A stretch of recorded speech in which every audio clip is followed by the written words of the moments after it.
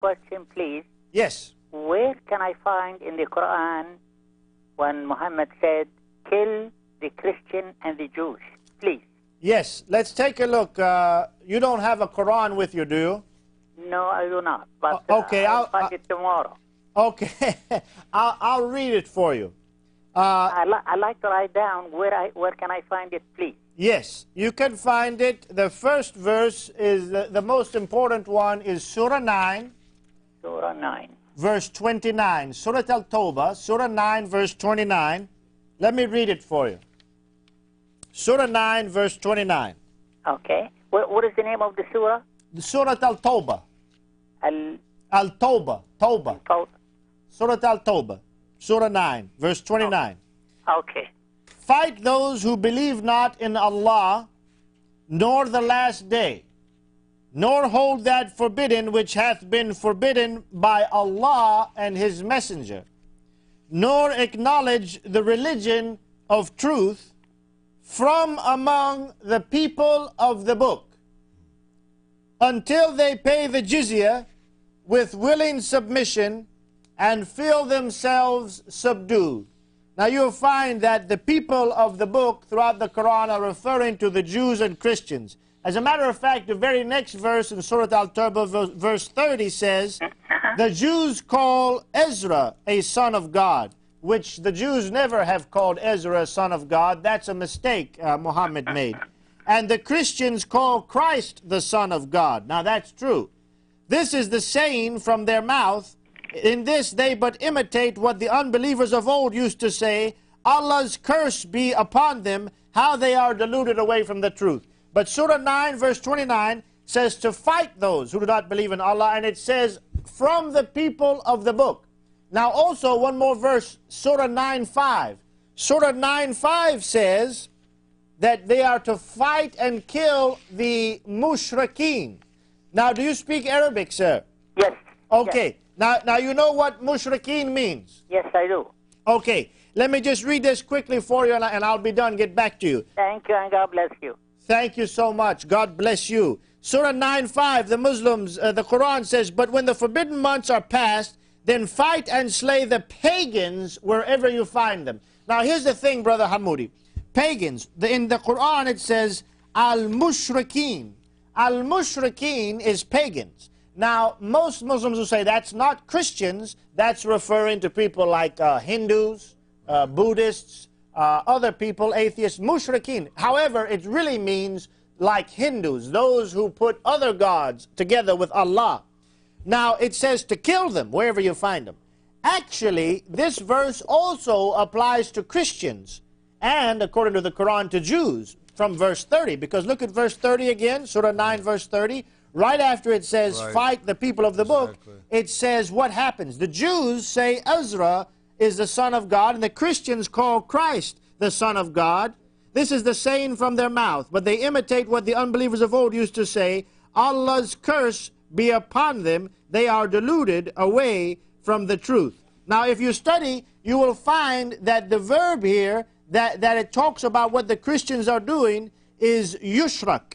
In more than one place, it says that they actually commit shirk. You can find that I believe it's here in verse 31. Let's take a quick look at that. Let's see.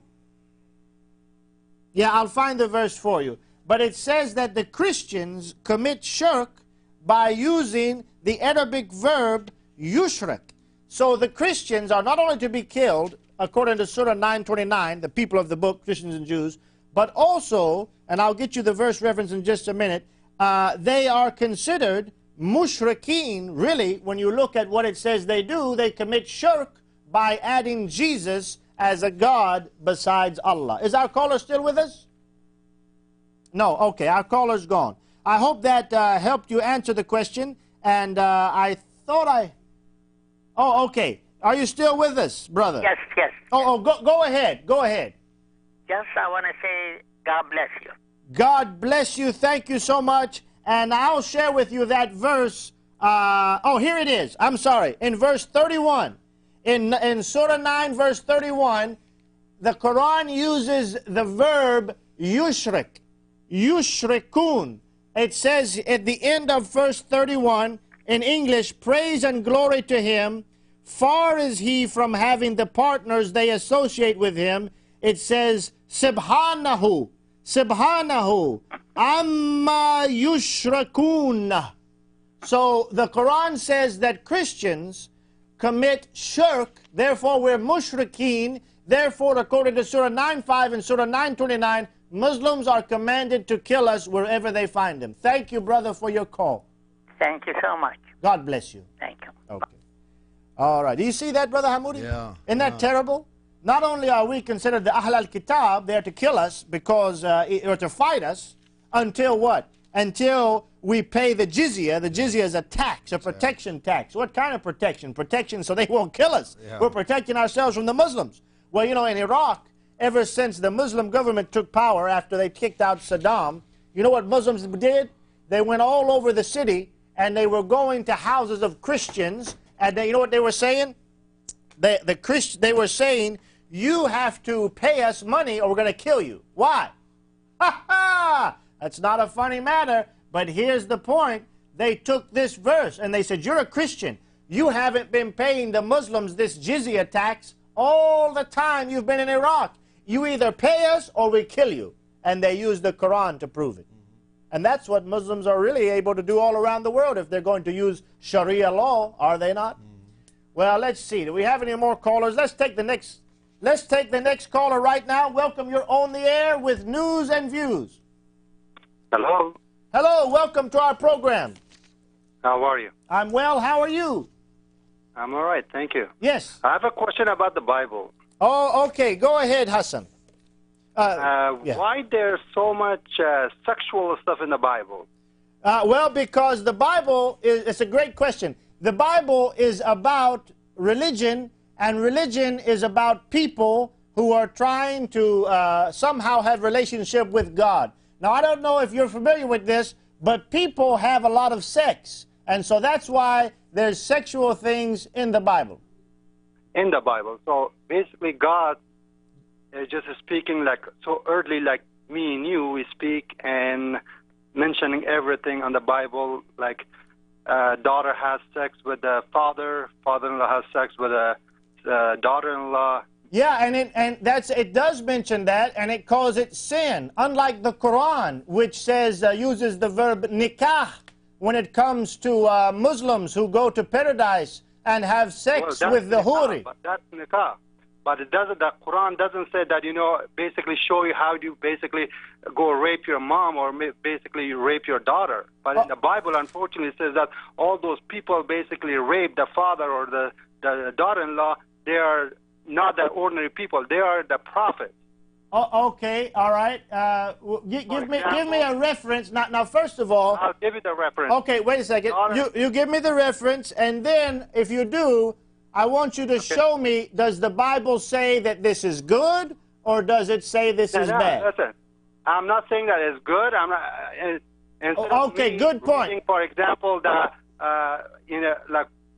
Or watch a porno movie. Instead of that, I should watch or read the Bible because it shows step by step how you basically rape your mom or rape your daughter.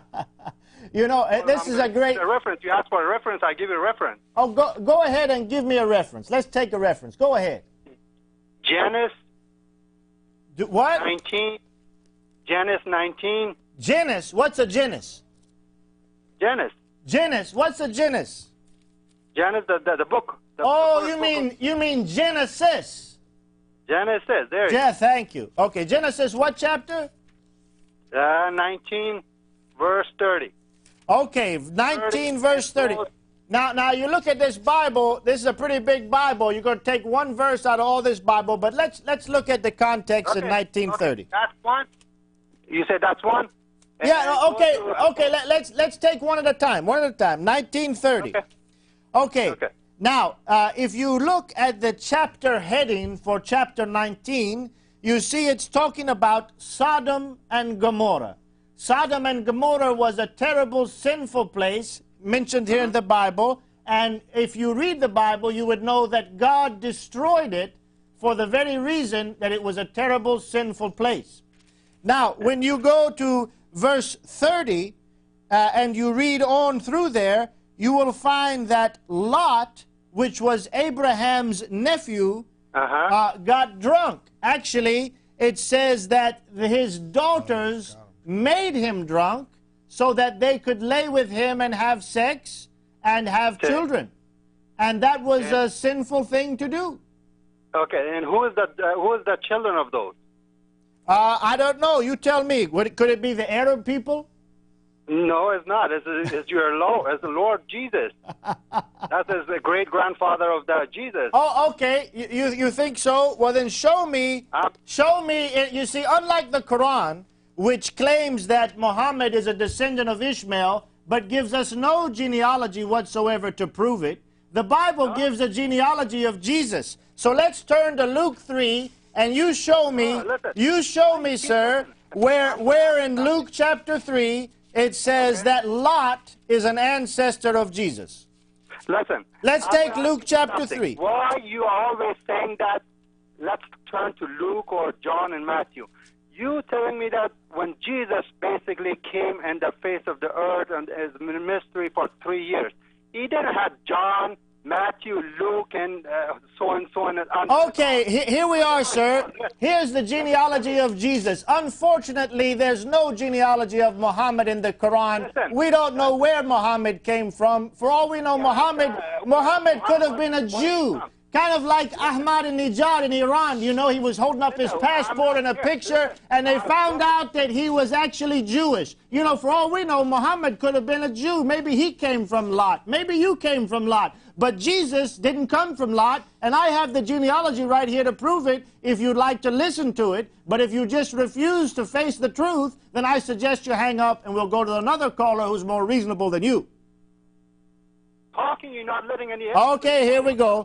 Here's the genealogy of Jesus. You can find it in Matthew chapter 1, and you can also find it in Luke chapter 3. And if you go to Luke chapter 3, verse 34, you says, he was the son of Jacob, the son of Isaac, the son of Abraham. Now, Lot was Abraham's nephew.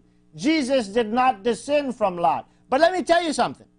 Unlike Islam, that tries to whitewash all of humanity and all of the prophets, Adam and Eve sinned. That's why your Allah kicked them out of the Hadiyaka, which is supposedly in heaven, which wasn't really in heaven. That's why they were kicked to earth, because they sinned. Muhammad sinned. That's why he asked for forgiveness. That's why you have the satanic verses in Surah 53. Most all of the prophets, every prophet, really, truthfully, if you want to get down to it, sinned except one, Jesus Christ, the spotless Lamb of God, the Ruh Allah, the Kalimat Allah, who was in the beginning. For in the beginning was the Word was with God, and the Word was God, and the Word became flesh. So, you know, here it is. We're going to go to a break. Here's a Muslim caller. The title of the show is Bowing to Who? Talking about Muslims in America trying to take over Obama and the American government and the British government bowing to Islam. What does he want to do?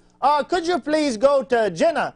What did he say? Genesis. He doesn't even know the name of the Bible, let alone name of the book of the Bible, let alone what he's talking about. And we try to explain to him the issue, and he refuses to listen. Well, on that note, let's go to a break, and we'll be right back to hear more of your calls. We'll listen to you if you'll listen to us right here at News and Views after the break.